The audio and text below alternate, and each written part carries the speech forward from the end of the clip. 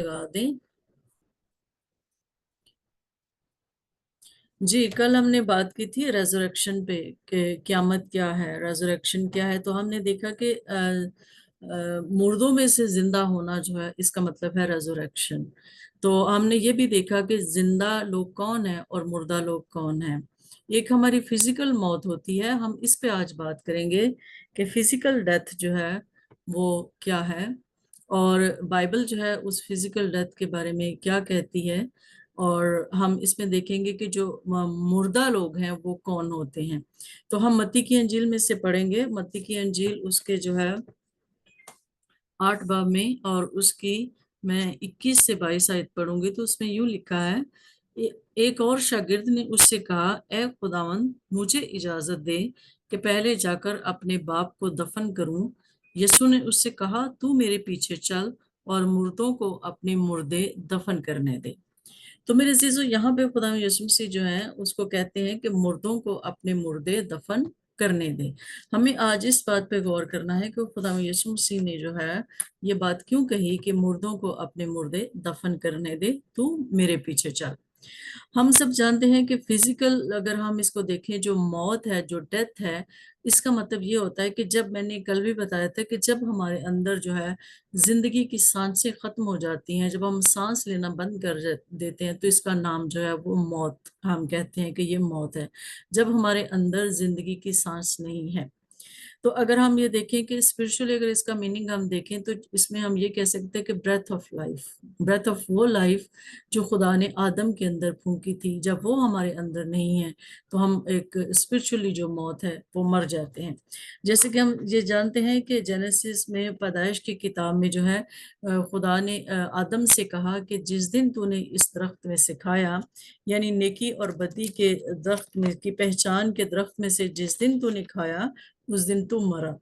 और हम सब ये जानते हैं कि उसकी मौत वाकई हो गई, वो स्पिरिचुअली जो मौत है वो मर गया। फिजिकली तो वो जिंदा रहा, लेकिन स्पिरिचुअल उसकी मौत हो गई, जिसके सबब से जो है वो खुदा से जो है वो दूर हो गया। हम कह सकते हैं कि मौत जो है, बाइबल के मुताबिक मौत जो है वो खुदा से दूरी है। बेशक हम ये भी कहते हैं कि फिजिकल मौत भी है, लेकिन फिजिकल मौत आना जरूरी है, क्योंकि हमारी बॉडी को जो फानी बदन है, हमें इससे छुटकारा पाना है। लेकिन अगर हम बाइबल के मुताबिक मौत पर गौर करें, तो उसका मतलब स्पिरिचुअल मौत है, रूहानी मौत है। जैसे कि हम ये देखते हैं कि खुदा यीशु मसीह ने जो है मैथ्यू, उसमें से मत्ती की इंजील में से मैं पढ़ूंगी, मत्ती की इंजील में से ही अक्सर हम ये पढ़ते हैं कि खुदा यीशु मसीह जो है हमेशा कहते हैं कि मैं इब्राहिम, जैसे पुराने अहदनामे में इब्राहिम, इसहाक और मैं इसहाक और याकूब का खुदा हूँ। तो हम सोचते हैं कि खुदा जो है वो क्यों कहता है कि मैं इब्राहिम, इसहाक और याकूब का खुदा हूँ।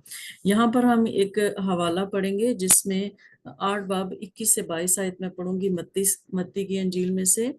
तो उसमें यूं लिखा है, सॉरी 22 बाब में से मैं पढ़ूंगी, मत्ती की अंजील उसका 22 बाब और उसकी 32 आयत में पढ़ूंगी। उसमें यहाँ पे हम अगर मैं ऊपर आयत से शुरू करूं, 30 आयत से पढ़ूं तो अच्छा होगा। क्योंकि क्यामत में ब्याह शादी ना होगी, बल्कि लोग आसमान पर फरिश्तों की मानिद होंगे। मगर मुर्दों के जी उठने की बाबत जो खुदा ने तुम्हें फरमाया था, क्या तुमने वो नहीं पढ़ा कि मैं इब्राहिम का खुदा और इसहाक का खुदा और याकूब का खुदा हूँ। वो तो मुर्दों का खुदा नहीं बल्कि जिंदों का है। तो मेरे अजीजों, यहाँ पर जो है खुदा यीशु मसीह जो है वो पुराने अहदनामे का हवाला देते हैं और उनको बताते हैं कि खुदा क्यों ये बात करता था कि मैं इब्राहिम का खुदा, इसहाक का खुदा और याकूब का खुदा हूँ। और आगे इसके बाद क्वेश्चन मार्क है इस बाइबल में। और इसका मतलब यह है कि खुदा ने ये क्यों कहा, ये हमारे लिए सवाल है। تو ہمیں یہ جاننے کی ضرورت ہے کہ وہ تو مردوں کا خدا نہیں بلکہ زندوں کا خدا ہے.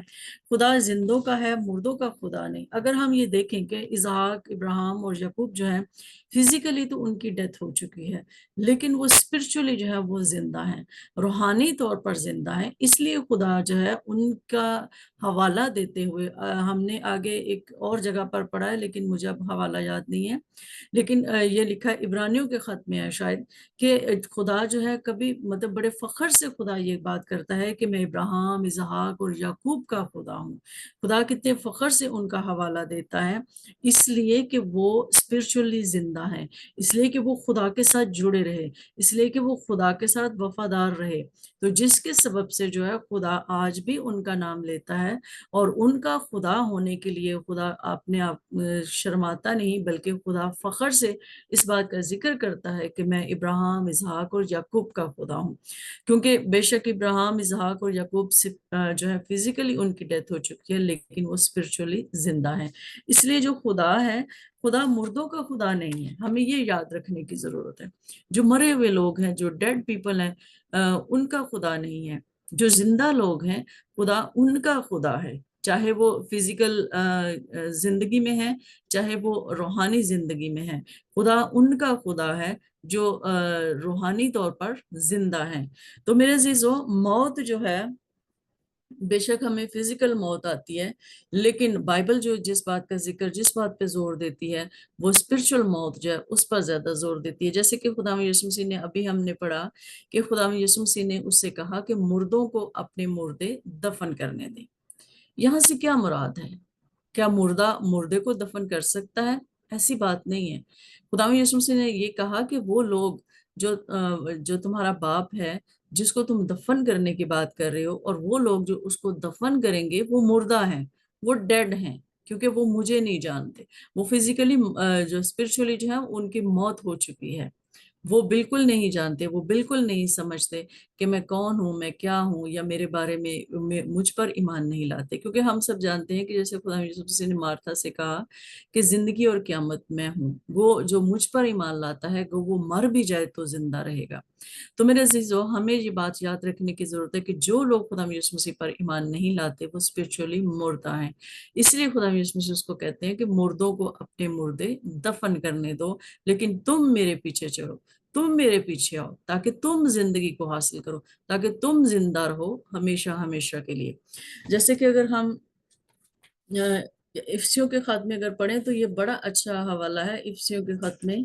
تو اس میں جو ہے پولس رسول جو ہے یہ بات کرتا ہے اس کے 4 باب میں، 4 باب اور اس کی 18 آیت میں. لیکن میں 4 باب اور 18 آیت صرف نہیں پڑھوں گی، میں جو ہے 17 آیت سے پڑھوں گی، جس میں یوں لکھا ہے: اس لیے میں یہ کہتا ہوں کہ خداوند میں جتائے دیتا ہوں کہ جس طرح غیر قومیں اپنے بیہودہ خیالات کے موافق چلتی ہیں، تم آئندہ کو اس طرح نہ چلنا، کیونکہ ان کی عقل تاریک ہو گئی ہے، اور وہ اس نادانی کے سبب سے جو ان میں ہے اور اپنے دلوں کی سختی کے باعث خدا کی زندگی سے خارج ہیں. یہاں پر ہم یہ دیکھیں وہ کیا کہہ رہا ہے کہ جو غیر قومیں ہیں وہ اپنے بیہودہ خیالات کے مطابق چلتی ہیں، اس کے مطابق وہ چلتی ہیں، لیکن تم اس طرح نہ چلنا، کیونکہ ان کی عقل تاریک ہو چکی ہے. عقل تاریک ہونے کا مطلب یہ ہے کہ ان کی روحانی آنکھیں بند ہیں، کہ وہ خدا کو پہچان نہیں پاتے. جب وہ خدا کو جانتے ہی نہیں تو اس کے لائق ورشپ کیسے کر سکتے ہیں؟ اور جب وہ خدا کو اس کے لائق ورشپ ہی نہیں کریں گے تو خدا کی حضوری کو کیسے حاصل کر سکتے ہیں؟ وہ بے فائدہ ورشپ کرتے ہیں، اور ان کی عقل تاریک ہو گئی ہے، اور اس نادانی کے سبب سے جو ان میں ہے اپنے دلوں کی سختی کے باعث خدا کی زندگی سے خارج ہے. یہ بڑی بات ہے کہ خدا کی زندگی سے خارج ہے. جیسے میں نے آپ سے کہا کہ خدا زندگی کا سرچشمہ ہے، زندگی دینا صرف خدا کا کام ہے، موت خدا کی طرف سے نہیں ہے. موت پر جو اختیار ہے وہ ابلیس کا ہے. خدا جو ہے وہ موت خدا نے پیدا نہیں کی ہے، اسی لیے موت کو انسان نے خود چنا جب اس نے گناہ کیا. لیکن خدا زندگی کا سرچشمہ ہے، خدا زندگی دیتا ہے. اس لیے یہاں پہ لکھا ہے کہ جو لوگ جو غیر قومیں ہیں وہ اپنے بےہودہ خیالات کے مطابق، جو ان کی سوچ ہے، جو ان کی عقل ہے. ہم نے دیکھا ہے کہ دنیا میں بہت سارے لوگ، اگر آپ ہندوازم کو دیکھیں تو وہاں پر ان کے بہت سارے دیوتا ہیں، ایک خدا کے بہت سارے روپ ہیں جن کی وہ پوجا کرتے ہیں، جن کی وہ ورشپ کرتے ہیں. تو میرے عزیزو، جب وہ خدا کو جانتے ہی نہیں ہیں تو ظاہر ہے کہ وہ اپنی سوچ اور اپنی عقل کے مطابق جتنی ان کو سمجھ ہے اس کے مطابق انہوں نے ورشپ کرنے کے طریقے اپنائے ہوئے ہیں. اور جو ان کو زندہ نہیں کرتے، جو ان کو زندگی نہیں دیتے، وہ اپنی طرف سے تو سمجھتے ہیں کہ ہم ٹھیک کر رہے ہیں، لیکن ان کے اندر زندگی نہیں ہے، اس لیے وہ خدا کی زندگی سے خارج ہے. خدا ہمیں ہمیشہ کی زندگی دینا چاہتا ہے، خدا ہمیں یسوع مسیح کے وسیلہ سے، اور خدا چاہتا ہے کہ ہم خدا کے کلام کو سیکھیں، خدا کے کلام پر عمل کریں، تاکہ ہم زندوں میں داخل ہو سکیں، تاکہ ہمارا شمار زندوں میں ہو سکے. اور یہاں پر ہم یہ دیکھتے ہیں کہ میں نے آپ کو ہمیشہ ایک بات بتائی کہ جہاں پر بت پرستی ہے وہاں پر شہوت پرستی ہے. اور بت پرستی جو ہے وہ بہت ساری برائیوں کی جڑ بت پرستی ہے، اور وہ بہت ساری برائیوں کو جنم دیتی ہے. اور ہم سب جانتے ہیں، آپ لوگ اس بات کو بڑی اچھی طرح سے واقف ہیں کہ جو لوگ بت پرستی کرتے ہیں وہ کس قسم کی شہوت پرستی میں، کس قسم کی برائیوں میں جو ہے وہ انوالو ہیں، اور کیسی کیسی جو برائیاں ان سے سرزد ہوتی ہیں. لیکن جو زندہ خدا کی ورشپ کرنے والے ہیں، جب ہم یہ بات کرتے ہیں کہ جب ہم خداوند میں آتے ہیں، خدا میں آتے ہیں، ہم نئی پیدائش میں آتے ہیں اور خدا کا کلام ہمارے اندر آتا ہے، تو ایک بات اور ہمیں یاد رکھنے کی ضرورت ہے کہ پھر خدا کی جو ایٹریبیوٹس ہوتی ہیں وہ بھی ہمارے اندر آ جاتی ہیں. اسی لیے ہم خدا کے روح کی بات کرتے ہیں کہ خدا کا روح ہمیں زندہ رکھتا ہے. کیوں زندہ رکھتا ہے خدا کا روح؟ کیونکہ خدا کی جو ایٹریبیوٹس ہیں، خدا کی جو خصوصیات ہیں، وہ پھر ہمارے اندر آتی ہیں. پھر گناہ اور یہ ساری چیزیں جو ہیں وہ ہم سے دور ہو جاتی ہیں، اور ہم گناہ کا سوچ بھی نہیں سکتے. لیکن کبھی اگر ہم آزمائش میں پڑ جاتے ہیں، کبھی ہم پر جو ہے کمزور جب ہوتے ہیں، اور کمزور لمحے انسان کی زندگی میں آتے ہیں، لیکن ہمیں یہ بات یاد رکھنے کی ضرورت ہے کہ اگر ایسا کوئی کمزور لمحہ ہماری زندگی میں آئے تو ہمیں فوراً پلٹنا چاہیے، اور فوراً خدا کے روح سے، خدا کے پاک لہو سے، اور جو ہے اپنے آپ کو جو ہے واپس جو ہے وہ لانا. کیونکہ جو خدا کی خصوصیات، جو خدا کی ایٹریبیوٹس ہیں، وہ جب ہمارے اندر آتے ہیں تو پھر ہم گناہ نہیں کر سکتے. تو اس لیے جو لوگ خدا سے دور ہیں، جو خدا کو جانتے نہیں ہیں، اور ان کی عقلیں جو ہیں وہ مر چکی ہیں، ان کی عقلیں جو ہیں وہ تاریک ہو چکی ہیں، جس کے سبب سے خدا کی زندگی سے وہ خارج ہیں، خدا کی زندگی ان کے پاس نہیں. اور ہم شکر کرتے ہیں کہ خدا نے ہمیں جو ہے اسپرچولی، خدا نے ہمیں زندگی دی ہے، ہمیں روحانی زندگی ملی ہے. اب اس سے ہمیں کوئی فرق نہیں پڑتا کہ ہماری ڈیتھ آج ہو جائے یا کل ہو جائے یا پرسوں ہو جائے، یا جب خداوند کی مرضی ہے وہ ہمیں اس زمین سے اٹھا لے. کیونکہ ہم سب جانتے ہیں کہ مرنے کے بعد ہمارا ایک نیا سفر شروع ہو جائے گا، جو ہم خداوند یسوع مسیح کے ساتھ شروع کریں گے، خداوند یسوع مسیح کو دیکھیں گے، خداوند یسوع مسیح کے ساتھ رہیں گے. لیکن ہمیں اس بات کا خوف نہیں ہونا چاہیے، کیونکہ یہ ایک سفر ہے جس کو ہم نے شروع کرنا ہے. لیکن جب تک ہم زندہ ہیں، زندوں کی زمین پر، ہمیں یہ بھی بڑے ہمارے لیے اچھی بات ہے اور اعزاز کی بات ہے کہ ہم روحانی طور پر زندہ رہیں اور اس میں جئیں، اور اسی میں جو ہے اپنی زندگی کو بسر کریں. تو میرے عزیزو، موت جو ہے، اس کا جو بائبل کے مطابق جو ہے وہ ہمیں روحانی موت جو ہے، ہمیں اس سے بچنا چاہیے. روحانی موت جو ہے وہ ہمارے لیے نہیں ہونی چاہیے. فزیکل ڈیتھ تو ہماری ہونی ہی ہونی ہے، اس سے ہمیں خوف زدہ نہیں ہونا چاہیے. لیکن ہماری روحانی موت جو ہے وہ ہمارے لیے نقصان دہ ہے.